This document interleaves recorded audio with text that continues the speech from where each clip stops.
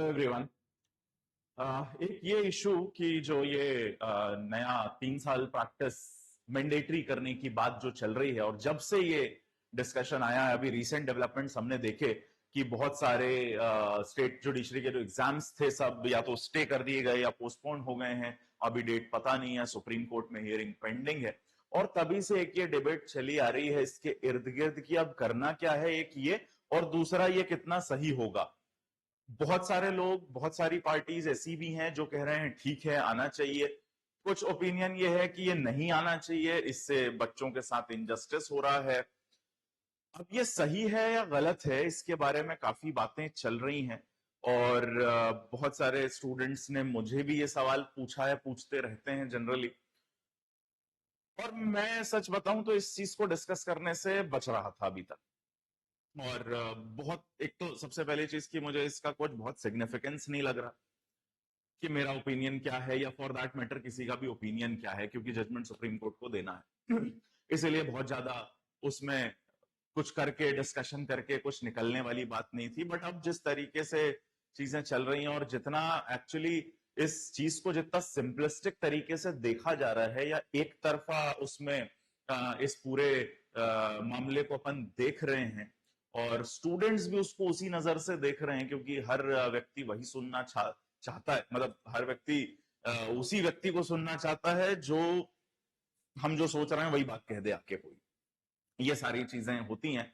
But ये चीज इतनी ब्लैक एंड व्हाइट है नहीं, ये जो इशू है ये इतना ब्लैक एंड व्हाइट है नहीं जितना हमने उसको बना लिया है शायद। और इसीलिए शायद मैं बच रहा था अभी तक इस चीज पे बात करने से कि ये सही है कि गलत है, क्या होना चाहिए क्या नहीं होना चाहिए। और क्योंकि यार, मतलब सिंपल सी बात यह है कि जब कीचड़ में पत्थर मारा जाएगा तो उसके छींटे सब पे आएंगे। अथॉरिटीज को अभी हम सब ने टारगेट कर लिया है, एग्जाम अथॉरिटीज को और बाकी चीजों को। बट ये उतना प्लेन नहीं है, ये इतना स्ट्रेट है नहीं, इसमें और चीजें इन्वॉल्व हैं और लोग इन्वॉल्व हैं, बहुत सारे लोग रिस्पॉन्सिबल हैं इस सब के लिए। और कहीं ना कहीं मैं और आप, हम सब इसका पार्ट हैं, इस पूरी चीज का, जो जो ये जहां से ये स्टार्ट होता है और जहां ये डिबेट जाती है कि प्रैक्टिस मैंडेटरी बनानी चाहिए या नहीं जुडिशरी एग्जामिनेशन में, इसके बारे में जो पूरा ये आउटलुक है ये इतना आसान और सिंपल नहीं है जितना हम लोगों ने उसको बना लिया है। इसीलिए बहुत काफी टाइम बाद मैं इस चीज पे बात करने जा रहा हूं आज। और अगर आप इस सेशन को देख रहे हैं तो हो सकता है, बीइंग एन एस्पिरेंट, स्टार्टिंग में जो बातें मैं आपसे डिस्कस करूंगा जो काफी ऑब्वियस भी हैं, सभी को दिख रही हैं, उस समय आपको शायद बढ़िया लगूंगा मैं। लेकिन जैसे जैसे इस सेशन के एंड में मैं पहुंचूंगा तो सब पे सवाल होंगे, मुझ पे भी और आप पे भी, है ना। तो वो चीज आप कैसे कैरी करते हैं वो आपका आउटलुक है। बट इस पे मुझे लगता है बात करना थोड़ा जरूरी हो गया है। मैटर, मैं हमेशा कह रहा हूँ कि मेरा या किसी और का ओपिनियन बिल्कुल मैटर करता नहीं है। लेकिन मैं जो इस सेशन में आज करने जा रहा हूँ वो यही कि मुझे जो लगता है, जो लोग जो इन्वॉल्व हैं, हमने सिर्फ एक किसी को टारगेट बना लिया है कि ये सब खराब कर रहे हैं काम। ऐसा नहीं है, बहुत सारी चीजें इसमें सही हैं, बहुत सारी चीजें खराब हुई हैं। तो उन सबकी बात बेसिकली थोड़ी सी मैं करना चाह रहा था, और एक ट्रू पिक्चर शायद आप लोगों को भी रियलाइज होनी चाहिए कि ये क्यों हो रहा है। और आगे अगर ये चीज प्रैक्टिस मैंडेटरी कर दी जाती है तो इसके इम्प्लीकेशंस क्या होने वाले हैं, और आपको क्या करना है, वो सारी चीजें भी आपके जहन में कहीं ना कहीं है। तो चलिए स्टार्ट करते हैं विद दिस। तो सबसे पहले तो देखिए, एक बार ब्रीफ में देख लिया ये इशू है क्या। ये जो सारी डिबेट आई है ये क्यों आई है, क्योंकि अभी जो सिविल जज का रिक्रूटमेंट होता है, जिसको हम लोअर जुडिशरी भी कहते हैं, उसमें लॉ ग्रेजुएट डायरेक्ट फॉर्म भर के एक एग्जाम में अपीयर होता है, सिविल जज के एग्जामिनेशन में, और उस एग्जाम को क्रैक करके जज बन जाता है। सवाल उठते हैं उसकी कॉम्पिटेंसी पे कि शायद वो उतना कॉम्पिटेंट नहीं है जितना उसे होना चाहिए, है ना। कुछ कमी लग रही है कॉम्पिटेंसी में, एफिशिएंसी में। इस कारण से ये सजेशन दिया जाता रहा है पिछले काफी समय में कि अगर एक लॉ ग्रेजुएट पहले कुछ समय कोर्ट में जाके प्रैक्टिस करे एज एन एडवोकेट, उसके बाद एग्जाम क्लियर करके जज बनेगा, तो शायद वो अपनी अभी जो प्रेजेंट कॉम्पिटेंसी है उससे थोड़े ज्यादा कॉम्पिटेंट या एफिशिएंट जज हमारे सामने आएंगे, या जुडिशरी को थोड़े और अच्छे एस्पिरेंट्स मिलेंगे एज अ जज। ये पूरा इशू है। तो it all the whole issue revolves around the competency and efficiency of a law graduate। तो ये इशू है और इसीलिए सारा जो जितना भी डिबेट हो रही है सब इसके लिए चल रही है। और सवाल यही है कि ये प्रैक्टिस मैंडेटरी बनाई जानी चाहिए या फिर नहीं बनाई जानी चाहिए। अब अगर इसमें देखा जाए, इसके लिए जो सजेस्टेड सॉल्यूशंस हैं, दो सजेस्टेड सॉल्यूशंस यहां पे दिए गए हैं। प्रॉब्लम आप समझ गए क्या है, एफिशिएंसी और कॉम्पिटेंसी। कैसे ये चीज सॉल्व होगी, उसके लिए जो प्रपोज्ड सॉल्यूशन जो सबसे ऑब्वियस है वो ये कि यार पहले प्रैक्टिस करें एज एन एडवोकेट 2-3 साल, फ्रेश लॉ ग्रेजुएट सीधे जज ना बने। This is the first solution suggested. दूसरा क्योंकि एमपी में जो वैकेंसी आई थी लास्ट ईयर, उसमें एक और ऑल्टरनेटिव दिया गया था कि या तो आपके 3 साल प्रैक्टिस के हुए हों या फिर आप एक मेरिटोरियस लॉ ग्रेजुएट हों जो जिसके ग्रेजुएशन में 70% हो कम से कम, और हर पेपर आपने फर्स्ट अटेम्प्ट में निकाला। ये क्राइटेरियाज रखे गए थे एक कॉम्पिटेंसी या एफिशिएंसी को मापने या मेजर करने के लिए। तो एक बार पहले अपन देखते हैं कि ये कितने इफेक्टिव मेजर्स हैं। क्या इससे वो प्रॉब्लम जो एक्चुअल प्रॉब्लम है कि एफिशिएंसी बढ़ाना है, क्या वो हो पाएगा? देखिए, अगर मैं बात करूं 2-3 साल प्रैक्टिस रखने की, तो मुझे लगता है हमें इसको इस नजर से देखना चाहिए कि आज की डेट में एक ग्रेजुएट बच्चा जैसे ही लॉ स्कूल से निकल के प्रैक्टिस की फील्ड में जाता है, तो जब वो 2-3 साल प्रैक्टिस कर लेता है, आज किसी भी एक स्टूडेंट को कोर्ट में जो प्रैक्टिस कर रहा हो उसको हम लें, एवरेज स्टूडेंट्स की जो संख्या, उनमें से कोई एक रीजनेबल बंदे को अगर हम उठाएं और फिर हम ये देखें कि जिन्होंने सीधे पास आउट होते ही प्रैक्टिस चालू कर दी थी, क्या 2 या 3 साल में उनकी कॉम्पिटेंसी में वो इंक्रीज हुआ है? जो हम देख रहे हैं, जो हम चाह रहे हैं कि जो जजेस बने उनमें वो कॉम्पिटेंसी हो। तो आज आप किसी भी डिस्ट्रिक्ट कोर्ट में प्रैक्टिस करते, हाई कोर्ट में प्रैक्टिस करते ऐसे बच्चे से मिले जो लॉ ग्रेजुएशन करने के बाद जिसको प्रैक्टिस करते हुए 2 या 3 साल हो गए हैं, तो ये एक बड़ा सवाल है। क्योंकि डिस्ट्रिक्ट कोर्ट में जो भीड़ है इस समय प्रैक्टिस करने वालों की और उसकी, तो हमें यह देखना पड़ेगा कि क्या वो एफिशिएंसी उनके पास है जिसकी हम बात कर रहे हैं, जो हम एक्सपेक्ट कर रहे हैं कि एक फ्रेश ग्रेजुएट उतना कॉम्पिटेंट नहीं होता, लेकिन 2 साल वो कोर्ट चला गया, 3 साल कोर्ट चला गया, तो क्या वो इंक्रीज इन एफिशिएंसी हुआ? जिससे मेरे ख्याल से वो कोई भी व्यक्ति बहुत ज्यादा सहमत नहीं है जो इस रूल के अगेंस्ट है कि ये आए। इसके अगेंस्ट जितने बच्चे या जितने लोग भी हैं, वो सब यही मानते हैं कि ऐसा नहीं हो पा रहा है। इतना कोई 2 साल 3 साल में वैसा चेंज उस बच्चे में कुछ आ नहीं जाएगा जो आप एक्सपेक्ट कर रहे हैं। इसी से जुड़ा हुआ एक चीज, एक इशू और है कि जो फर्स्ट जनरेशन लॉयर हैं, जैसे एमपी में जब ये वाला रूल आया है लास्ट ईयर, तो इस चीज को मेजर करने के कि प्रैक्टिस आपकी कितनी इफेक्टिव थी, उसके लिए कुछ रूल्स प्रिस्क्राइब करे गए थे, जिसमें 1 साल में आपके नाम पे 6 ऑर्डर या जजमेंट होने चाहिए आपके नाम के, तब वो प्रैक्टिस काउंट होगी। सिर्फ बार में एनरोलमेंट कराने से कुछ नहीं होगा। तो जो फर्स्ट जनरेशन लॉयर हैं जिनके पास बहुत लीगल बैकग्राउंड नहीं है और वो प्रैक्टिस करने जाते हैं कॉलेज के बाद, तो 1-2 साल तो सीनियर के अंडर उन्हें कुछ काम इफेक्टिव मिलता ही नहीं है। भाई, नए बंदे को कोई क्लाइंट अपनी चीजों में इन्वॉल्व करेगा नहीं, सीनियर भी थोड़े टाइम के बाद ही वो चीज इन्वॉल्व करते हैं। तो this is also an issue with this problem. इस 2-3 साल की प्रैक्टिस मैंडेटरी करने में एक ये इशू भी इन्वॉल्व होगा कि जो फ्रेश लॉ ग्रेजुएट जिनके पास पुराना लीगल बैकग्राउंड नहीं है, जिनके फैमिली में कोई बैकग्राउंड नहीं है, उनके लिए भारी समस्या है इस तरीके की चीज। अब जाते ही आप लिटिगेशन में गए, तुरंत आपके इतना अच्छा अगर लिटिगेशन चलने लगेगा तो एक तो वो छोड़ के आएगा नहीं, लेकिन ये होता नहीं है, प्रैक्टिकली ऐसा होता नहीं। This is also problem with this rule. इसके बाद अगर हम एचजेएस की हालत देखें, एचजेएस एस्पिरेंट्स, क्योंकि एचजेएस का जो एग्जामिनेशन होता है किसी भी स्टेट में, वहां मिनिमम क्राइटेरिया जनरली ये होता है कि आपने 7 साल एज एन एडवोकेट प्रैक्टिस करी हो, मिनिमम एज लिमिट है बहुत सारे स्टेट्स में 35 इयर्स। रिसेंट जो रिक्रूटमेंट उनके हुए, चाहे वो मध्य प्रदेश का हो चाहे रिसेंट राजस्थान का हो, वहां पे भी हमने देखा कि उस रिक्रूटमेंट में ऐसे लोग अपीयर होते हैं जो 7 साल प्रैक्टिस कर चुके हों, और उसके बाद भी जो अथॉरिटीज है रिक्रूटमेंट की, वो ये बोल के किसी को सेलेक्ट नहीं कर रहे हैं कि आप कॉम्पिटेंट नहीं है। तो अब बड़ा सवाल एक ये यहां खड़ा होता है कि जब 7 साल में एक पर्सन प्रैक्टिस करने के बाद कॉम्पिटेंट नहीं बन पाया या उस स्केल पे वो नहीं आ पाया कि उसका रिक्रूटमेंट हो, तो ये 3 साल वाले कहां से आ जाएंगे? क्योंकि ये तो प्रॉब्लम है ही ना कि जैसे ही आप जाएंगे तो आप हर चीज बहुत बढ़िया करने तो नहीं लग जाएंगे, वहां पे हर चीज आपको मिलने लग जाए, ऐसा तो होगा नहीं। तो अब एक इस 2-3 इयर्स के प्रैक्टिस में ये भी है कि जो एडजस्ट में हो रहा है वो यहां नहीं होगा, इसकी कोई गारंटी नहीं है। वो यहां भी हो सकता है फिर भी कोई कॉम्पिटेंसी का असर ना पड़े और वो उतना इफेक्टिव हो ना ये रूल, है ना। तो इस बात पे मेजॉरिटी कन्विंस्ड है कि 2 या 3 साल की प्रैक्टिस अगर रखी जाती है मैंडेटरी, तो उससे कोई बहुत चेंज होने वाला नहीं है, क्योंकि इन फैक्टर्स के कारण, क्योंकि बाकी हम देख रहे हैं ना, एचएस में भी 7 साल की प्रैक्टिस के बाद हम हालत देख रहे हैं। नॉर्मली आप किसी व्यक्ति से मिलिए जिसको 2 साल हुए हैं, 3 साल हुए प्रैक्टिस करते हुए, उसकी क्या हालत है, कितना कॉम्पिटेंट वो हो पाया है ना। प्लस ये जो फ्रेश ग्रेजुएट्स हैं, इनका अलग लेवल का स्ट्रगल है, फाइनेंशियल स्ट्रगल होता है, शुरू में कुछ पैसे नहीं मिलते हैं, इन्वॉल्वमेंट नहीं होता केस में उनका उतना, है ना। बहुत जगह ये भी होता है कि 6 महीने तो फाइल ही उठा रहे हैं वो बस सीनियर्स की, ये सब प्रैक्टिकल एग्जीक्यूशन में प्रॉब्लम्स हैं।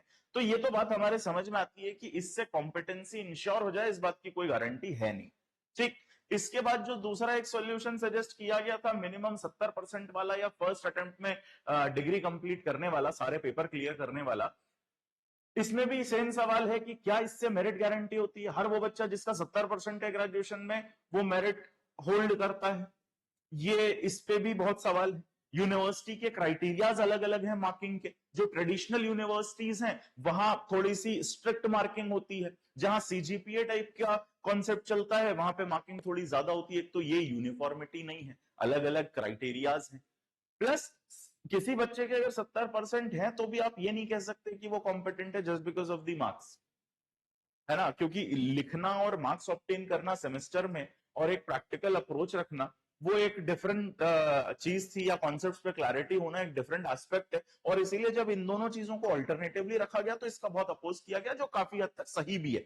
और पहले जो, आई एम सॉरी टू से दिस, बट जो बहुत सारे ऐसे कॉलेजेस हैं जो 2 कमरे में चल रहे हैं, 5 कमरे में कॉलेज चल रहा है ना, बच्चा कॉलेज जाता है, वो बेसिकली पहले डिग्री बेच रहे थे, अब वो 70% की डिग्री बेचेंगे। और ये होने लगा था, जब से ये रूल आया था ये ऑटोमेटिकली होने लगा। और मैंने आपको इसीलिए सेशन के स्टार्टिंग में कहा था कि इसका ये जो इशू है ना, इसमें हम सब इन्वॉल्व हैं, सबकी बात होगी और सबका इसमें रोल है कहीं ना कहीं। तो कॉलेजेस में एक नया बिजनेस कि भाई अब तो, पहले हम डिग्री बेच रहे थे, अब हम 70% की डिग्री बेचेंगे, ये बिल्कुल होगा अगर इस तरीके का क्राइटेरिया कुछ रहता है। तो जिसकी संभावना बहुत ज्यादा तो शायद नहीं है, क्योंकि अब मेजरली फोकस प्रैक्टिस मैंडेटरी बनाने पे हो गया। तो अब देखो, एक बात तो ये समझ आ गई कि ये जो 2 सॉल्यूशंस प्रपोज्ड थे, जिसके थ्रू वो एफिशिएंसी मापी जा रही थी या इन्वॉल्व करी जा रही थी, इससे बात तो बन नहीं रही है। तो अब अपन को हमें देखना पड़ेगा कि यार एक्चुअली वो कौन से फैक्टर्स हैं, या वो कौन लोग हैं, या वो क्या प्रोसेस है जो एक बच्चे को एफिशिएंट बनाता है या उसकी एफिशिएंसी को इंक्रीज करता है। वो कौन से फैक्टर्स है और वो क्या अपना काम बहुत बेहतरी से कर पा रहे हैं, तभी इसका सॉल्यूशन निकल पाएगा। तो मेरे हिसाब से जो लोग इन्वॉल्व हैं किसी भी एक लॉ ग्रेजुएट को कॉम्पिटेंट बनाने में, या उसकी एफिशिएंसी या कॉम्पिटेंसी को इंक्रीज करने में, ये सब लोग उसमें इन्वॉल्व हैं, उसको चेक करने में। एग्जामिनेशन अथॉरिटीज जो एग्जाम कंडक्ट करा रही हैं, law colleges, bar council of India का भी रोल है, विल डिस्कस दैट, क्योंकि बार काउंसिल ऑफ इंडिया हमेशा इस चीज का सपोर्ट करता है। अगर आप देखेंगे तो इनका stand, bar council of India का ये स्टैंड रहता है कि प्रैक्टिस मैंडेटरी करनी चाहिए। तो उनके रोल की भी देखेंगे कि वो अपना काम क्या कर रहे हैं और कैसे कर रहे हैं। कोचिंग इंस्टीट्यूट इसमें एक इंपॉर्टेंट पार्टी होते हैं, क्योंकि एग्जाम की तैयारी कराते हैं। पेरेंट्स इसमें एक इंपॉर्टेंट पार्टी होते हैं, और स्टूडेंट तो ऑब्वियसली होते हैं, क्योंकि ये जो सारा चल रहा है वो किसके इर्द गिर्द चल रहा है, बच्चे के इर्द गिर्द चल रहा है। तो एक एक करके सबकी बात करेंगे, और इसीलिए मैंने कहा था कि कीचड़ में जब पत्थर मारेंगे तो वो सबको इंपैक्ट करेगा। एग्जामिनेशन अथॉरिटीज की अगर अपन बात करें, क्योंकि ये सब क्राइटेरियाज इंट्रोड्यूस करके हम कॉम्पिटेंसी चेक करना चाह रहे हैं कि 3 साल की प्रैक्टिस मैंडेटरी कर दो, 2 साल की प्रैक्टिस कर दो, बच्चे के कॉलेज के मार्क्स देख लो, इन सब पे आप चेक करना चाह रहे हैं। सबसे पहले तो एक सवाल ये है कि जुडिशरी सिविल जज का जो एग्जामिनेशन है उसकी टोटल टाइमलाइन 1 से 1.5 साल जनरली होती है ना। साल भर तो लगता है प्री से इंटरव्यू तक होने में और फाइनल रिजल्ट आने में। तो एग्जाम अथॉरिटीज के पास एक कैंडिडेट को चेक करने के या उसे इवैल्यूएट करने के लिए इतना लंबा समय होता है। 3 स्टेजेस होती हैं, पहले आप प्रीलिम्स एग्जामिनेशन कराते हैं, फिर आप मेंस एग्जामिनेशन कराते हैं, फिर आप उसका इंटरव्यू भी लेते हैं पर्सनल। तो क्या इतनी लंबी प्रोसेस के बाद भी हम ये इवैल्यूएट नहीं कर पाते हैं कि उस बच्चे में मेरिट है या नहीं है?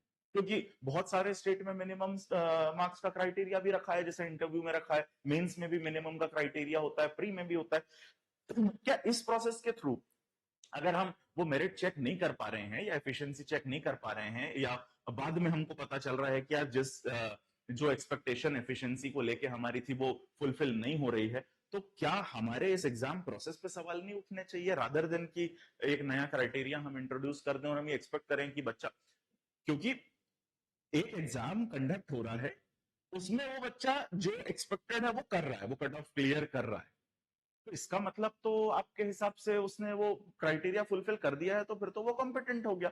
अब एलिजिबिलिटी क्राइटेरिया इंट्रोड्यूस करा जाए, इससे तो कहीं ना कहीं एग्जाम अथॉरिटी भी क्वेश्चन में आ रही है कि आपको एक बच्चा मिल रहा है जिसको समय है आपके पास 1 साल का, लगभग लेते हैं आप, नॉर्मली लेते हैं 1.5 साल लग जाते हैं रिजल्ट आने में, उस पूरी प्रोसेस में हम चेक नहीं कर पा रहे हैं कि बच्चे के पास कॉम्पिटेंसी है।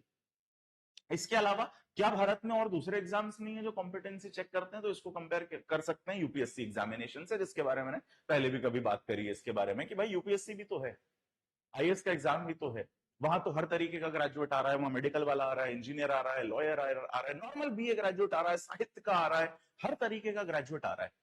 और यूपीएससी के एग्जामिनेशन की प्रोसेस ऐसी है, इतनी डायनामिक एग्जामिनेशन है वो, और वो चीज कर पा रही है एग्जाम अथॉरिटी, एक बॉडी ऑलरेडी इस देश में है जो कॉम्पिटेंट लोगों को निकाल रही है, और वो भी विदाउट ऐसे किसी क्राइटेरिया के जिसमें उनके पास प्रैक्टिकल एक्सपोजर की मांग करी जाए। यूपीएससी के लिए भी कोई प्रैक्टिकल एक्सपोजर की जरूरत नहीं है, ग्रेजुएशन कंप्लीट होना चाहिए, सिविल सर्विसेज का एग्जाम क्रैक करिए, उसके बाद ट्रेनिंग दी जाएगी और आप सीधे डिस्ट्रिक्ट संभालने जा रहे हैं।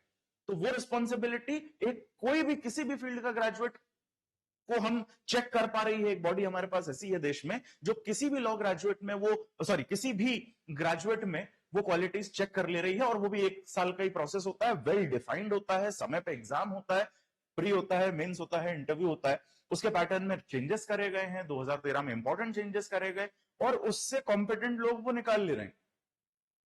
लेकिन हम जुडिशरी में ये काम नहीं कर पा रहे हैं। आप यूपीएससी का एग्जाम देखिए, चाहे वो प्री का हो चाहे मेंस का हो, इतना डायनामिक एग्जाम है, तो वो काम जुडिशरी में क्यों नहीं हो सकता? क्यों नहीं अच्छे पेपर बन सकते प्री के, मेंस के, और इंटरव्यू प्रोसेस बढ़िया हो सकता है? क्यों हम प्री में आज भी यही पूछते हैं कि डिग्री सेक्शन 2 के कौन से क्लॉज में है? यहां क्यों नहीं पेपर बढ़िया बनाया जा सकता है जिसमें वो एनालिटिकल स्किल, थोड़ा सा रीजनेबल लॉजिकल स्किल उस बच्चे का चेक हो पाए? ये क्यों नहीं हो सकता मेंस के एग्जामिनेशन और प्री के एग्जामिनेशन में? जैसे दिल्ली वगैरह में आप देखते थे पहले मेंस के जो पेपर होते थे काफी अच्छे थे, अभी पिछले 1-2 साल में वो भी चीज थोड़ी सी मुझे लगता है प्री का तो काफी चेंज हो गया। पहले बहुत एनालिटिकल पेपर आया करता था, वो भी काफी डायरेक्ट की तरफ चला गया है पिछले 1-2 साल में, जो थोड़ा डिसअपॉइंटिंग है। तो कहीं ना कहीं हम अपनी वो मेहनत तो नहीं बचा रहे हैं इसमें, क्योंकि मध्य प्रदेश में 2019 फेज 2 का पेपर थोड़ा प्री का आया था, जिसमें कॉन्सेप्चुअल क्वेश्चंस थे, लॉज की इंटरलिंकिंग थी, 3 बार आंसर की अपडेट हुई उसमें, तो और उसके बाद डायरेक्ट पेपर आने लगा फिर से, तो कहीं ना कहीं हम बच रहे हैं उस चीज से। और वो चीज हर हर व्यक्ति, मैं, आप सब, हम सब अपनी चीज किसी दूसरे पे डाल रहे हैं कि ये ठीक नहीं, हम बढ़िया हैं, ये ठीक नहीं, यही इसके इर्द गिर्द चल रहा है।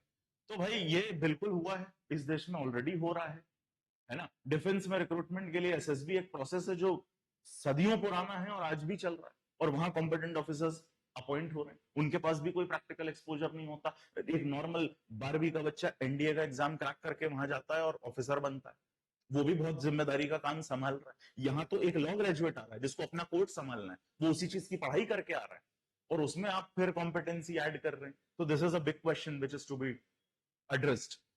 और अगर हम एक लॉ एस्पिरेंट, एक जुडिशरी एस्पिरेंट की, या फॉर दैट मैटर एक लॉ ग्रेजुएट की जर्नी देखें, तो वो पहले दिन से बेचारा एग्जाम ही दे रहा है, उसके बाद भी उसकी कॉम्पिटेंसी पे एंड तक क्वेश्चन ही चल रहा है। पहले लॉ कॉलेज में एडमिशन लेने के लिए वो क्लैट की तैयारी करता है, नेशनल लॉ स्कूल में अगर उसको एडमिशन लेना, वहां वो अपनी कॉम्पिटेंसी प्रूव करेगा तो उसको कॉलेज में एडमिशन मिलेगा।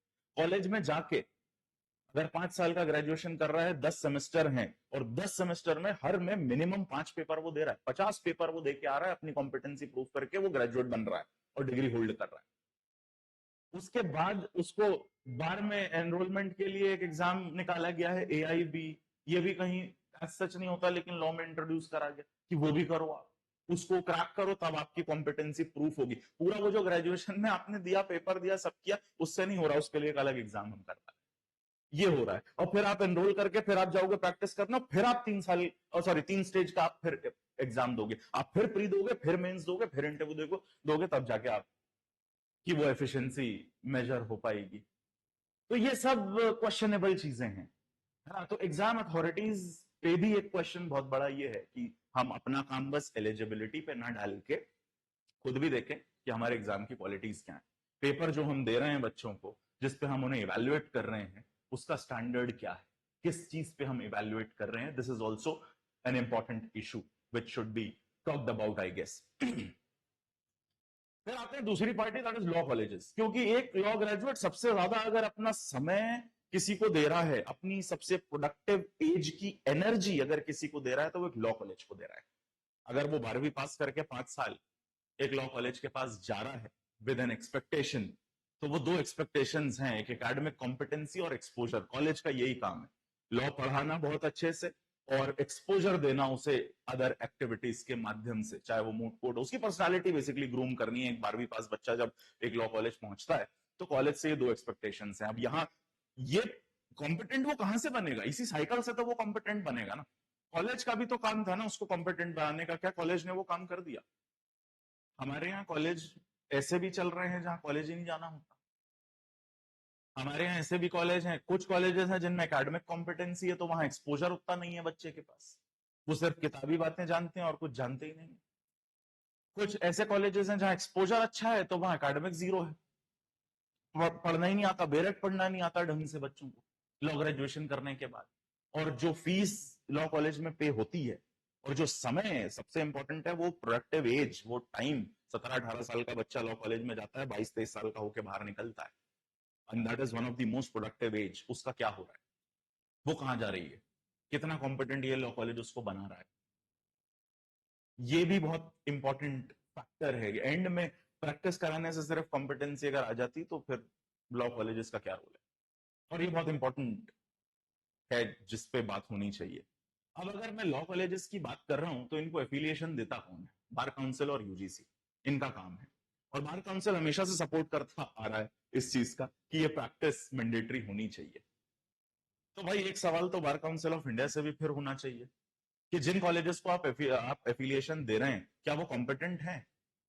क्या ईमानदारी से ये कहा जा सकता है कि इस देश में जितने कॉलेजेस लॉ ग्रेजुएशन करा रहे हैं, वो सब उनके पास अच्छा इंफ्रास्ट्रक्चर है, उनके पास अच्छे टीचर्स हैं पढ़ाने के लिए, उनके पास वो सब है जिससे एक एक्सपोजर जो एक्सपेक्टेड है लॉ ग्रेजुएट से उसको वो मिल रहा है?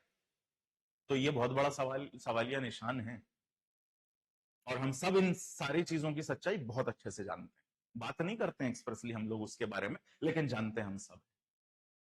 कॉलेजेस में जो पीएचडी होल्डर हैं, किराए पर डिग्री देते हैं, क्योंकि उन्हें दिखाना होता है यूजीसी और बार काउंसिल को कि हमारे पास इतनी फैकल्टी पीएचडी है। और क्या पीएचडी एक टीचर का सही क्राइटेरिया है?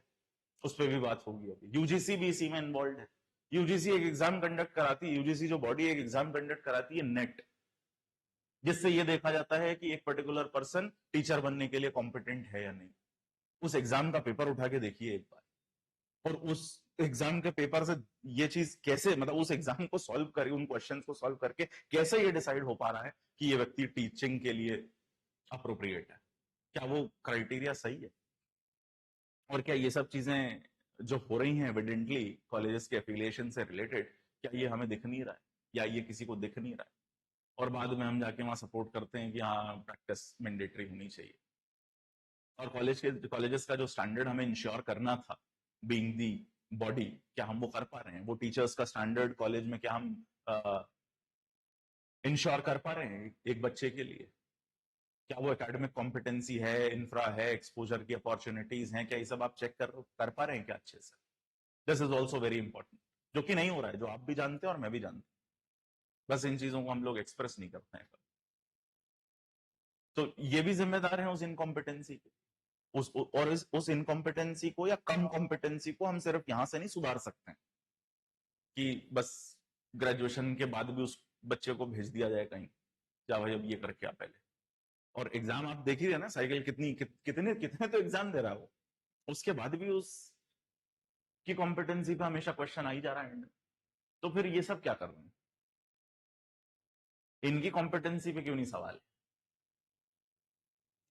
और इसके बाद अगली जो एक इंपॉर्टेंट बॉडी यहां इन्वॉल्व होती है, वो है कोचिंग इंस्टीट्यूट्स। एक बच्चा जो कॉलेज में गया था अपनी प्रोडक्टिव एज में, शायद उसको वो एकेडमिक कॉम्पिटेंसी वहां से नहीं मिली। देखिए एक्सपोजर देने का काम सिर्फ कॉलेज का है, कोई भी कोचिंग एक्सपोजर नहीं दे सकती, ना देती है। सिर्फ एकेडमिक कॉम्पिटेंसी के लिए बच्चा जाता है कि जो चीजें मैंने पढ़ी नहीं है मैं अच्छे से पढ़ लूं, एग्जाम का सही डायरेक्शन मेरे को मिल जाए, सही डायरेक्शन मिल जाए कि इस एग्जाम को क्रैक करने के लिए किस डायरेक्शन में प्रिपरेशन करनी है। ये काम था कोचिंग इंस्टीट्यूट्स का। क्या हम लोग अपना काम अच्छे से कर रहे हैं? इसका तो मैं भी पार्ट हूं। तो क्या हम लोग अच्छे से अपना वो काम कर रहे हैं? क्या हम एक बच्चे को कॉम्पिटेंट बना रहे हैं? एग्जाम क्रैक होना इज वन थिंग, क्या हम उसे कॉम्पिटेंट बना रहे हैं? जो, क्योंकि देखिए क्यों आया वो हमारे पास, क्योंकि कॉलेज में शायद उसको, भाई सब्जेक्ट तो वही है ना ग्रेजुएशन के एग्जाम में भी, जुडिशरी के एग्जाम में भी, जो ग्रेजुएशन में पढ़े उसने, फिर क्यों उसको पढ़ने की जरूरत पड़ती है किसी और से, और क्यों उसको कोचिंग जाना पड़ता है? चलिए ठीक है, एक ये बात है कि एग्जाम क्रैक करना इज अ डिफरेंट थिंग, थोड़ा सा स्ट्रेटेजिकली उस चीज को फ्रेम करना होता है, चीजें करनी होती हैं, डायरेक्शन अलग तरीके का चाहिए होता है, प्रैक्टिस चाहिए होती है, that is fine, that is fine. लेकिन एकेडमिक कॉम्पिटेंसी देना भी तो कोचिंग का ही काम था। क्या हम वो दे रहे हैं? क्या कोचिंग इंस्टीट्यूट वो एकेडमिक कॉम्पिटेंसी दे रहे हैं? तो शायद हम भी कहीं ना कहीं उस चीज में फेल हो रहे हैं, बिल्कुल हो रहे हैं, शायद क्या बिल्कुल हो रहे हैं फेल, उस एकेडमिक कॉम्पिटेंसी को देने में हम भी फेल हो रहे हैं एज कोचिंग इंस्टीट्यूट। और अगर एग्जाम क्रैक करने के बाद एक बच्चा कम कॉम्पिटेंट दिखता है किसी को भी, तो उसमें कोचिंग इंस्टीट्यूट का बराबर रोल है, बिल्कुल बराबर रोल है कोचिंग इंस्टीट्यूट का उसमें। तो यहां भी तो चीजें होनी चाहिए ना, सिर्फ उस स्टूडेंट को हमेशा एक कटघरे में खड़े करने से काम तो चलेगा नहीं। हमें भी तो कभी अपने ऊपर क्वेश्चन करना पड़ेगा कि हम क्या कर रहे हैं एकेडमिक कॉम्पिटेंसी के नाम पे आज। और ये बड़ा शिफ्ट आया, अगर आप देखें कोचिंग इंस्टीट्यूट्स के साथ 2020 से एक बड़ा शिफ्ट आया कोविड से, क्योंकि कोविड के पहले जो कोचिंग्स चल रही थी ना ट्रेडिशनल, वो बहुत हद तक ये काम कर रही थी और बच्चा इसीलिए जा रहा था, चाहे वो राहुल सर हो। मैं हमेशा इस चीज का जिक्र करता हूं कि उनका जो कंट्रीब्यूशन इस फील्ड में, वो शायद कोई नहीं कर पाएगा। मतलब जो एक लॉ ग्रेजुएट वहां जाके जो कॉम्पिटेंसी अटेन करता है, वो शायद कहीं नहीं हो पा रही है, और वो उन्होंने किया है इतने सालों में। बहुत सारे ट्रेडिशनल टीचर हैं, नॉट जस्ट राहुल सर तो दिल्ली में है। अब इंदौर में आप देख लीजिए, एक रहमान सर हैं, शर्मा सर हैं, भोपाल में शुक्ला सर हैं, इलाहाबाद में के सिंह सर हैं, एक किशोर सर हैं बिहार में। वो क्या कर रहे हैं? वो कोचिंग के नाम पे एकेडमिक कॉम्पिटेंसी दे रहे हैं, सब्जेक्ट बढ़िया पढ़ा रहे हैं, कॉन्सेप्ट क्लियर कर रहे हैं बच्चे का, वो समझ जो उसको नहीं है वो कर रहे हैं, प्रैक्टिस का भी मेरे ख्याल से सफिशिएंट अपॉर्चुनिटी मिलती है, ये हो रहा था। लेकिन 2020 से एक जो बड़ा एक शिफ्ट हुआ इस पूरे डोमेन में, उसके बाद हमें ये सवाल खुद से पूछना चाहिए कि क्या ये आज भी हो रहा है? क्योंकि मैं इस बात को इसीलिए यहाँ पे शायद रख पा रहा हूं क्योंकि मैंने इन दोनों एरा को देखा है। When I was graduated in 2013, तो मैंने कोचिंग्स ज्वाइन करी थी, though I was a civil service aspirant, मैं जुडिशरी एस्पिरेंट नहीं था, ये मैंने आपको ऑलरेडी बताया हुआ है। अब 2013 से लेके मैंने 19 तक का भी फेज देखा कोचिंग्स का, और 19-20 से लेके आज 25 हो गया, 6 साल ये मैंने, और मैं इसी में इन्वॉल्व हूं क्योंकि ग्रेजुएट होने के बाद से या तो मैं कोचिंग कर रहा हूं या तो करा रहा हूं। तो मैंने वो दोनों फेसेस बहुत अच्छे से इस इंडस्ट्री के देख लिए। और जब मैं आया था, that was my conscious choice इस फील्ड में आना, और वो देख के आया था उन लोगों को जिनकी मैं बात कर रहा था कि कोचिंग में ये करना पड़ता है, वो देख के मैं आया था इधर। और 2018 में जब मैंने स्टार्ट किया, 2 साल उसी ढर्रे पे मैं भी चल रहा था, बिल्कुल उसी तरीके से। लेकिन 2020 में ये जो शिफ्ट आया, इसके बाद मैंने खुद अपने अंदर बहुत सारी चीजें चेंज कर ली, इस ऑर्गेनाइजेशन में अपने अंदर बहुत सारी चीजें चेंज कर ली। तो हमें ये भी देखना पड़ेगा एज एन कोचिंग इंस्टीट्यूट कि हम क्या वो कॉम्पिटेंसी, हमारा कॉन्ट्रीब्यूशन क्या है। क्योंकि क्या हम सिर्फ स्ट्रेटेजी बना के देके अपना काम खत्म कर लेंगे? क्या हम सिर्फ एक मेंटरशिप करके अपना काम खत्म कर लेंगे? क्या पूरा फोकस अगर इसी पे हो जाएगा, start, this is also an important part, I agree with that. लेकिन ये सब शुरू तो एकेडमिक कॉम्पिटेंसी से होता है, ये सब तो एंसिलरी चीजें हैं ना। कहीं ऐसा तो नहीं हो रहा कि ये एंसिलरी चीजें मेन चीज पे हावी हो रहे हैं और इस वजह से कॉम्पिटेंसी इंपैक्ट हो रही है। वो जो, ठीक है, एग्जामिनेशन अथॉरिटी वैसा पेपर नहीं बना रही। अब कोचिंग इंस्टीट्यूट्स में, क्योंकि इसी फ्रेटर्निटी को मैं बिलोंग करता हूँ, बहुत सारे मेरे दोस्त हैं इसी इंडस्ट्री में, वो कहते हैं यार जो एग्जाम की जो रिक्वायरमेंट है हम वही तो करेंगे ना। अब जब एग्जाम में याद करने वाली चीजें आएंगे तो हम वही करेंगे। और कहीं ना कहीं ये बात सही भी है। लेकिन मुझे लगता है एज एन कोचिंग इंस्टीट्यूट हमारी भी जिम्मेदारी है कि ग्रेजुएट बच्चा अगर हमें 1-1.5 साल दे रहा है आफ्टर हिज ग्रेजुएशन, और उसके जो गैप्स रह गए हैं लॉ कॉलेज के बाद सब्जेक्ट से रिलेटेड, पढ़ाई से रिलेटेड, वो फुलफिल करना भी हमारी तो जिम्मेदारी है। लेकिन क्या हम कर रहे हैं वो? तो हम भी नहीं कर रहे हैं, क्योंकि हम भी इन एंसिलरी चीजों में उलझ रहे हैं बहुत ज्यादा। ऐसा नहीं है कि ये इंपॉर्टेंट नहीं है, दिस इज इंपॉर्टेंट, लेकिन मेरे ख्याल से कोचिंग इंस्टीट्यूट में सबसे ज्यादा इंपॉर्टेंट होता है अच्छा पढ़ाना और उसकी प्रैक्टिस कराना। एग्जाम ओरिएंटेड हमें रहना है, लेकिन हमें उसकी कॉम्पिटेंसी भी तो देखनी है। क्योंकि मैं कह रहा हूं, एक बार ये भी तो इमेजिन करके देखिए कि ये क्राइटेरिया वाइटेरिया कुछ ना है, सब कुछ वैसे ही चले जैसे पहला है, तो भी क्या हर वो बच्चा जो तैयारी करता है वो जज बन जाता है क्या? ये तो हो ही नहीं सकता, ये तो पॉसिबल ही नहीं। 40-50 हजार बच्चों में अगर 10,000 बच्चे भी ढंग से प्रिपरेशन करते हैं, या 20,000 बच्चे भी पूरा उस एफर्ट और एनर्जी उस एग्जाम पे लगाते हैं, उसके बाद भी सिलेक्शन फाइनल तो 50 ही का होना है ना।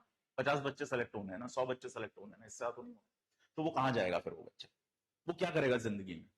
उसमें हमारा रोल है ना, कि हमने उसको क्या बनाया इस ड्यूरेशन में, 1-1.5 साल जो हमारे पास आया।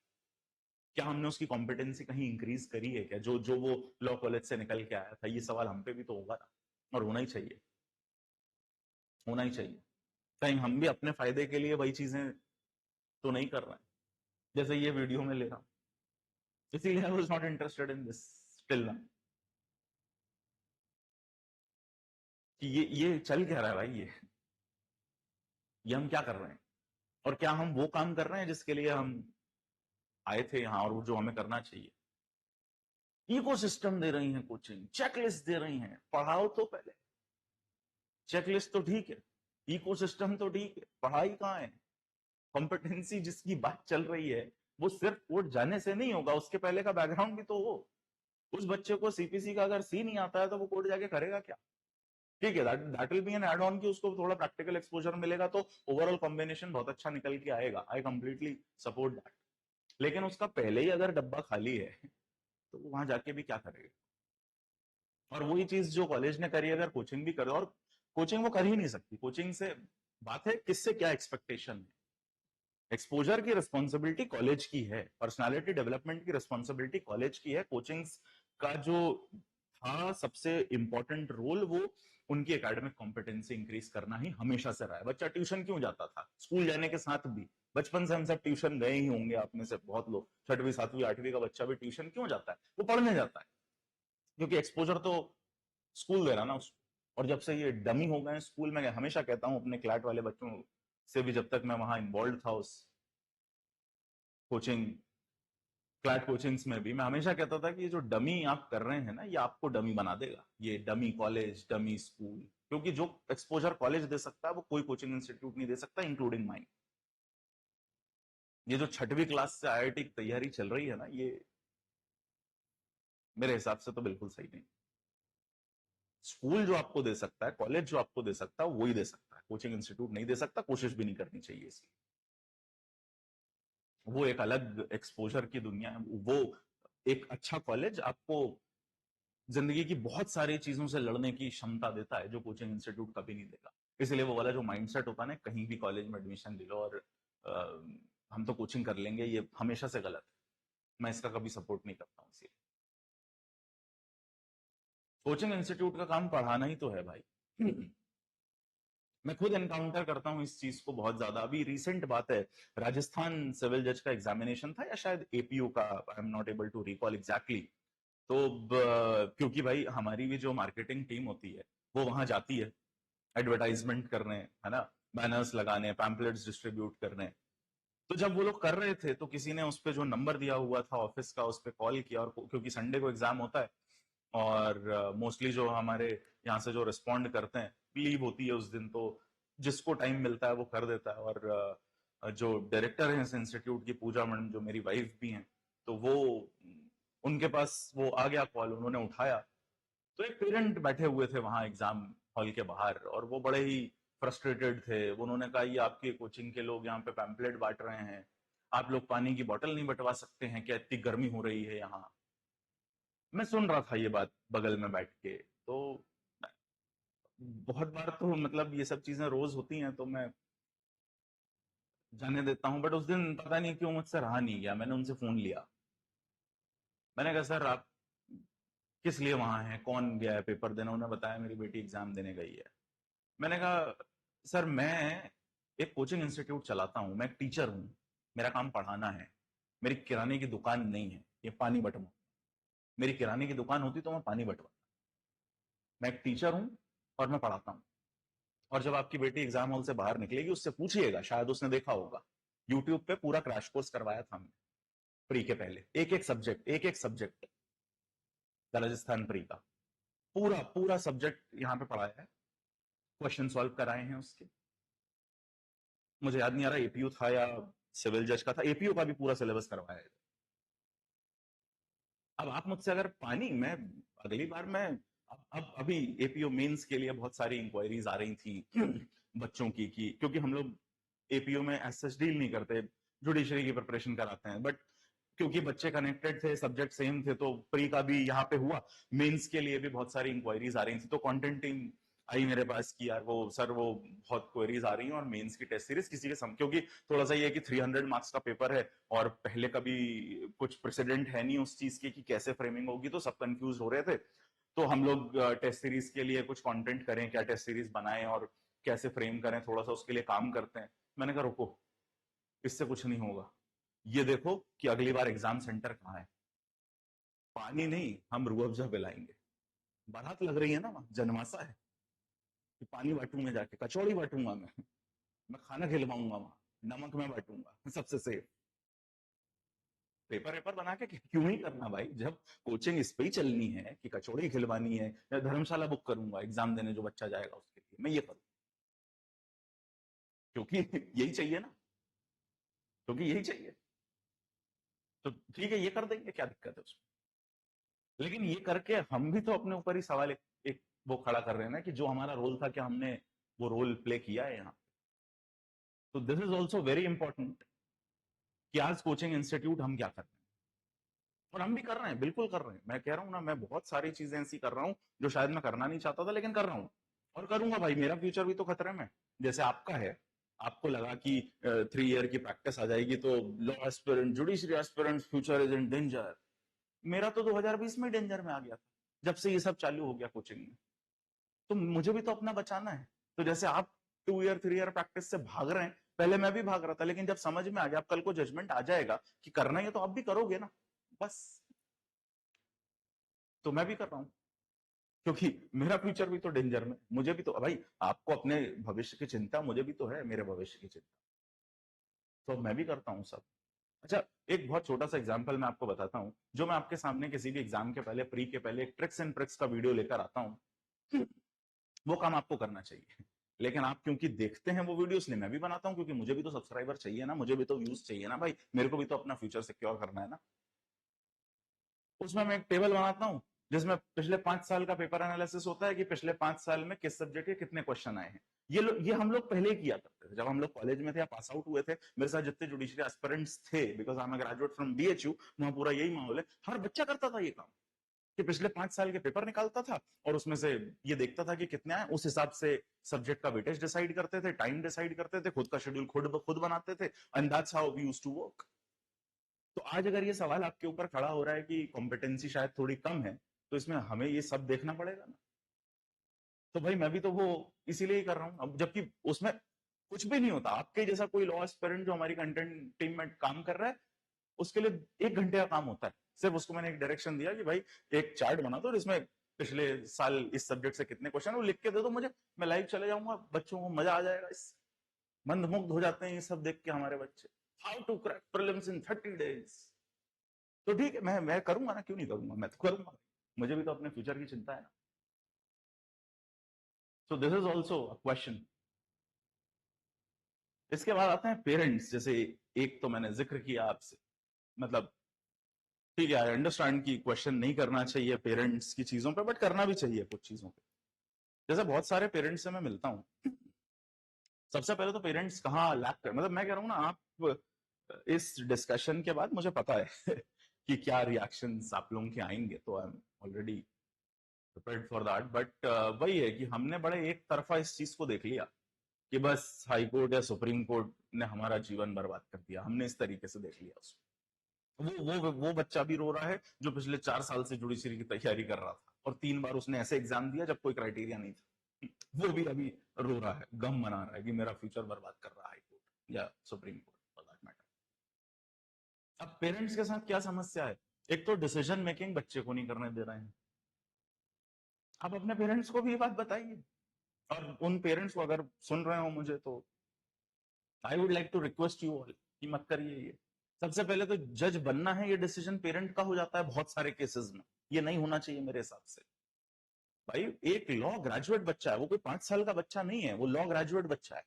अगर वो खुद का फ्यूचर डिसाइड नहीं कर पा रहा, आप ठीक है। मैं और ये क्वेश्चन मैं बहुत ज्यादा एनकाउंटर करता हूँ जब इंटरव्यू होते हैं, इंटरव्यू स्टेज पे जो बच्चे पहुंचते हैं और उनसे मैं पूछता हूँ, हमेशा ये क्वेश्चन बहुत ही ऑब्वियस होता है इंटरव्यू में कि आप जज क्यों बनना चाहते हैं? सर मेरे दादा की इच्छा थी कि मैं जज बनूं, मेरे पापा की इच्छा है। पापा की इच्छा तो पापा पूरी करे ना, तू क्यों कर रहा भाई? तू क्यों? वो तुम्हारा डिसीजन इस चीज पे बेस्ड होना चाहिए कि तुम्हें आगे कैसी लाइफस्टाइल चाहिए, किस तरीके का करियर चाहिए, और उस प्रिपरेशन जर्नी में जो चाहिए वो तुम्हारे पास है कि नहीं, और क्या तुम तैयार हो उसके लिए मेंटली, उस जर्नी की में जाने के लिए।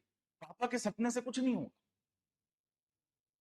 आप तैयार हैं क्या मेंटली खुद से? और वो तब होते हो जब आपका कॉन्शियस डिसीजन होता है, किसी और का डिसीजन नहीं। तो ये एक बड़ी समस्या है यहाँ, कि हमारे पापा चाहते हैं अंकल चाहते हैं कि उनका लड़का हाइट ही निकाले। अरे अंकल, आप को ही निकालना था ना अगर आपका इतना मन था तो, और हो सकता है आपने निकाला भी हो, तो ठीक है, आपने कर लिया वो काम, आप जज बन गए, उसको करने दो ना जो करना है। क्योंकि वो डिसाइड करके ही नहीं आ रहा है, वो किसी और का डिसीजन लेके घूम रहा है, और इसीलिए हर छोटी बात से आप पागल होने लगते हैं। कभी प्रैक्टिस की बात आ गई, कभी पेपर डिले हो गया, क्योंकि जब आपने कोई डिसीजन लिया है, आप हर फील्ड में, it is not just about judiciary examination, किसी भी फील्ड में ऑब्स्टिकल आते ही आते हैं, और उन ऑब्स्टिकल्स को वही व्यक्ति क्रॉस कर पाता है जो मेंटली प्रिपेयर है पहले से, कि ये जर्नी ऐसी होने वाली है और इसमें ये सब होगा। और हम नहीं है, इसीलिए हम हर चीज पे बौखला रहे हैं, क्योंकि वो डिसीजन ही नहीं है। पहली चीज तो हमारा इतनी डिसीजन मेकिंग है पेरेंट की कि कोचिंग पेरेंट डिसाइड कर रहे हैं। एक लॉ ग्रेजुएट बच्चा ये डिसाइड नहीं कर पा रहा है कि मुझे कौन सी कोचिंग ज्वाइन कर रही है। पेरेंट्स फोन करके बोलते हैं, उनसे कहो कि आप अपने बच्चे से बात करा दीजिए, उसको हम बेटर समझा पाएंगे। अरे वो क्या समझेगा, हमें बताओ आप। अरे अंकल, जब वो आज ये नहीं समझ सकता कि उसको कोचिंग कौन सी ज्वाइन करनी है, आप उससे एक्सपेक्ट कर रहे हैं अगले 1 साल से 1.5 साल के अंदर वो जज बन जाए, डाइस पे बैठे और लोगों की जिंदगी डिसाइड करे? ये कैसा मजाक है भाई? क्यों करे वो?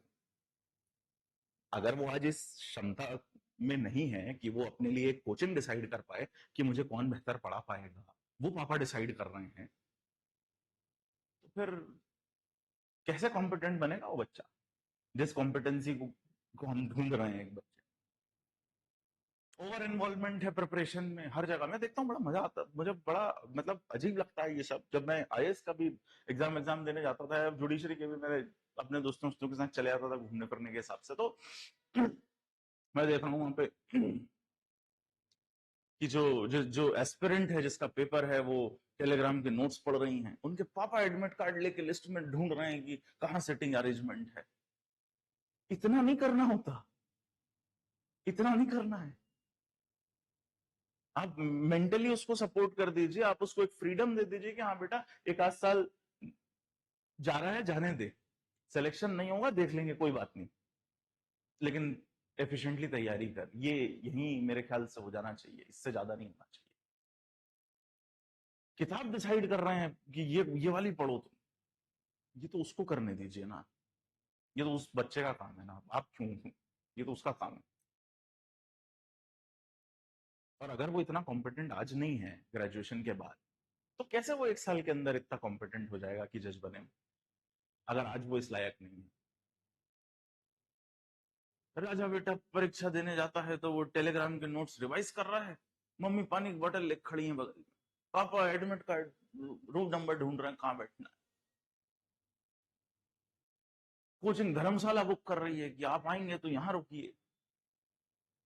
अरे यार, 20-22 साल उम्र है आपकी, 24 साल का एक लड़का जो किसी दूसरे शहर एग्जाम देने जा रहा है, वो अपना अरेंजमेंट नहीं कर सकता है क्या? सब करते थे, आज से पहले तक सब करते थे, 2020 के पहले तक हमने भी परीक्षाएं दी हैं, और सब देते थे, और सब दूसरे शहर जाते थे और एग्जाम देते थे और स्ट्रगल करते थे थोड़ा हर चीज में। और शायद इसीलिए ज्यादा जो एफिशिएंसी पे क्वेश्चन हो रहा है, वो सिर्फ किसी एक चीज से नहीं है, वो आपकी ओवरऑल बिहेवियर का पार्ट है। तो मुझे नहीं लगता इन सब चीजों की जरूरत है किसी बच्चे, लॉ ग्रेजुएट बच्चे की बात चल रही है इधर, 12वीं पास बच्चे की बात नहीं चल रही। क्लैट के एग्जाम में भी ये सब होता था, तो मुझे ठीक था कि चलो यार स्कूल का बच्चा है, पहली बार निकला है, ठीक। ग्रेजुएट बच्चा, लॉ ग्रेजुएट बच्चा, उसके साथ ये हो रहा है। तो देखिए, पेरेंट्स भी रिस्पॉन्सिबल हैं इस चीज के लिए कहीं ना कहीं, and we have as a society we have to think about it कि हम क्या कर रहे हैं। और ये हर जगह होता है, आज नहीं पहले भी होता था। जब मैं खुद कोचिंग ज्वाइन कर रहा था या एग्जाम दे रहा था, तब भी मैं देखता था अपने आसपास पेरेंट्स जाके कोचिंग ढूंढ रहे हैं दिल्ली में कि आईएएस की कोचिंग कहाँ करवानी है। ऑप्शनल सब्जेक्ट क्या लेगा बेटा, ये पापा डिसाइड कर रहे हैं। अरे, वो कैसे पढ़ेगा वो सब्जेक्ट जो आपने डिसाइड किया, उसको करने दो ना। वो करेगा तभी तो कर पाएगा। और यही पीयर प्रेशर लिए वो घूम रहा है और इसीलिए वो पागल हो रहा है, क्योंकि खुद का कुछ है ही नहीं ना। और कल को अनसक्सेसफुल होगा तो वो आप पे डाल देगा कि आपके कारण हुआ ऐसा। तो इस चीज से बाहर आने की जरूरत है पेरेंट्स को भी, and at the end the students. तो भाई, सिर्फ सुप्रीम कोर्ट हाई कोर्ट पे चिल्लाने से कुछ नहीं होने वाला है। वो सब एक्सटर्नल चीजें हैं, वो सब एक्सटर्नल फैक्टर हैं जो शायद हमारे हाथ में एज सच है नहीं। लेकिन हम खुद को भी तो एनालाइज करें कि हम क्या कर रहे हैं आज। हम भी तो इन सब चीजों में ही पड़े हैं ना कहीं। हमें भी तो शेड्यूल बनाने के लिए एक मेंटर की जरूरत पड़ रही है ना, कि सुबह में क्या पढ़ूंगा, दोपहर में क्या पढ़ूंगा, शाम को क्या पढ़ूंगा, ये मुझे कोई बताए। डायरेक्शन की जरूरत बिल्कुल पड़ती है, आई कंप्लीटली एग्री।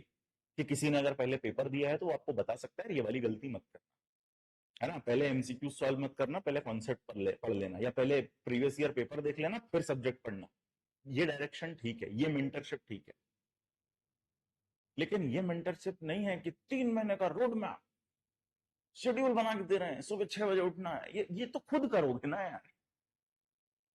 ये जो स्पून फीडिंग और लैक ऑफ डिसीजन मेकिंग है, एक तो डिसीजन मेकिंग नहीं है। हम क्यों जुडिशरी कर रहे हैं? क्योंकि हमारे 4 दोस्त कर रहे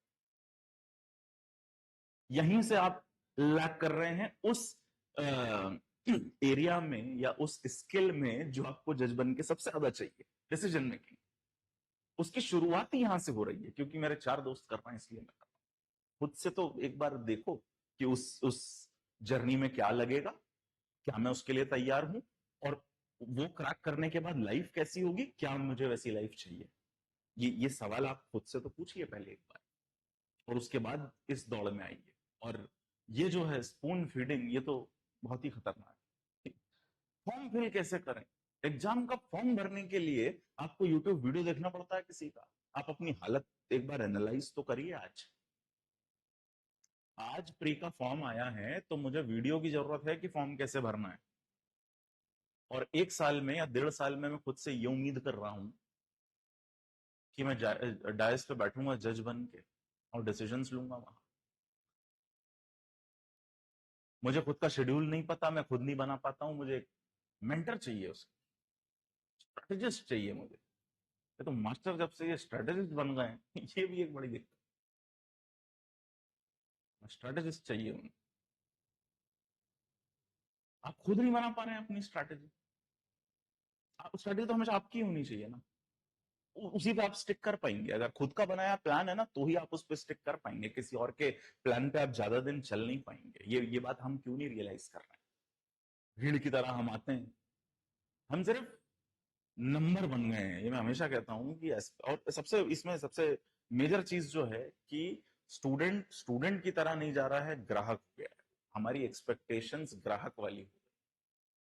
हमें बस चाहिए, हमें इस इधर से भी नोट्स मिल जाएं, उधर से भी नोट्स मिल जाएं, ये मिल जाए, वो मिल जाए। और हम पढ़ क्या रहे हैं ये हम कभी नहीं देख रहे। कितना हम प्रैक्टिस कर रहे हैं, कितना हम कर पाते हैं। बड़ा मजेदार एक वो होता है कि जैसे जो लाइव क्लासेस होती हैं उसकी रिकॉर्डिंग मिलती है, तो बच्चा कहता है कि रिकॉर्डिंग में कि वो कितनी बार देखने को मिलेगी। भाई 2020 के पहले ना सिर्फ ऑफलाइन क्लास होती थी, जिसमें एक बार में अटेंटिवली टीचर की बात सुननी होती थी, क्योंकि दोबारा वो नहीं मिलेगी। नोट्स बनाए हैं तो वो रहेंगे साथ, दोबारा वो टीचर सुनने को नहीं मिलेगा। लेकिन अब क्योंकि यूट्यूब पे वीडियो हमेशा रहता है, ऐप पे क्लासेस हमेशा रहती हैं, तो बच्चा कहता है सिर्फ 2 बार देख सकते हैं, रिकॉर्डेड क्लास सिर्फ 2 बार ही देख सकते हैं।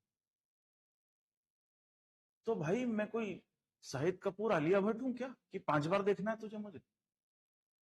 अरे एक बार में समझ में आनी चाहिए ना बात।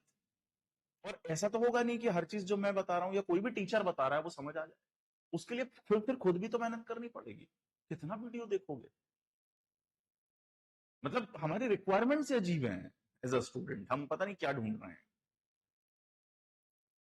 ये स्टूडेंट को भी एनालाइज करने की जरूरत है कि हम क्या कर रहे हैं। ये जो अप्रोच हमने अपना ली है ना कि एमसीक्यू याद करके प्री निकाल दे रहे हैं, अब ठीक है अथॉरिटीज से तो गड़बड़ चालू हुई है, वो तो मैंने डिस्कस किया ही है, लेकिन जीवन तो आपका है ना यार, किसी और का थोड़ी है।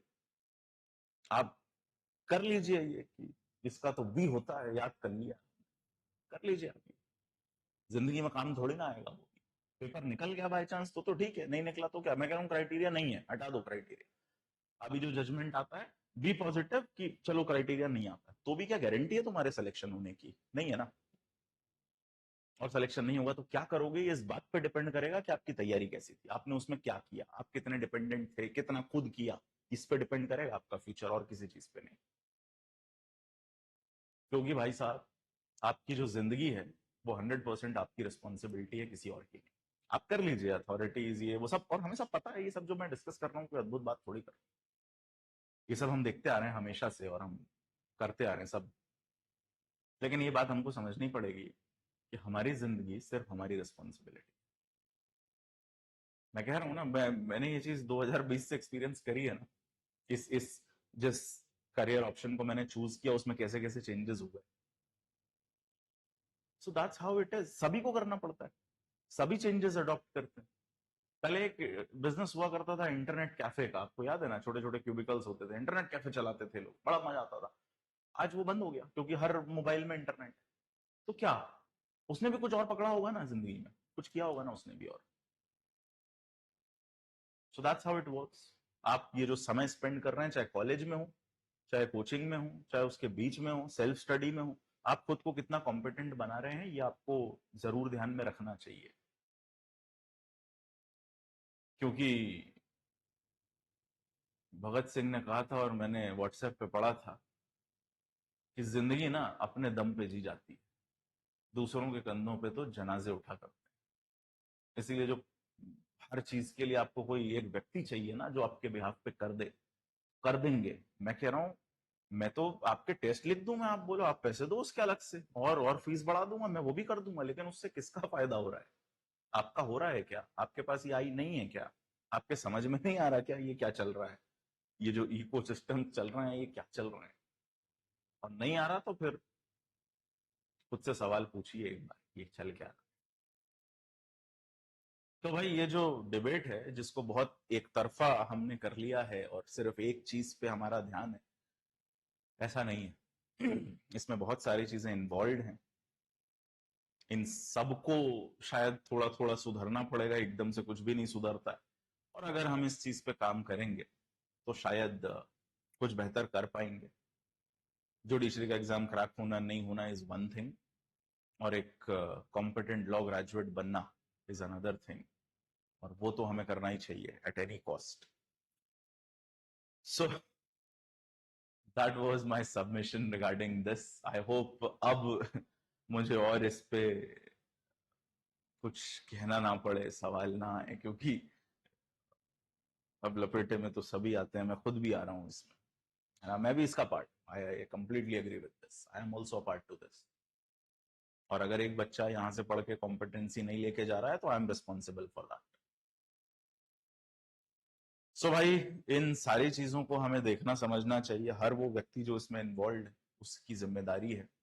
और अब देखिए जजमेंट, मैंने कहा ना ये सब एक्सटर्नल फैक्टर्स थे कि कॉलेज अच्छा नहीं कर रहा, बीसीआई कुछ कर रही, कोर्ट्स कुछ कर रहे हैं, ये एक्सटर्नल है, ये हमारे हाथ में है नहीं, इसलिए कुछ कर नहीं पाएंगे। हम सिर्फ वेट कर सकते हैं कि वो डिसीजन आए और क्या करें, उसके बाद देखेंगे कैसे बढ़ना है। तो for that we'll have another discussion. अभी अभी तो वेट करना और तब तक पढ़ना नहीं छोड़ना है, वेट करना है, पढ़ना नहीं छोड़ना है, हियरिंग आने के बाद क्या कोर्स ऑफ एक्शन होना चाहिए वो अपन डिस्कस करेंगे। Thank you.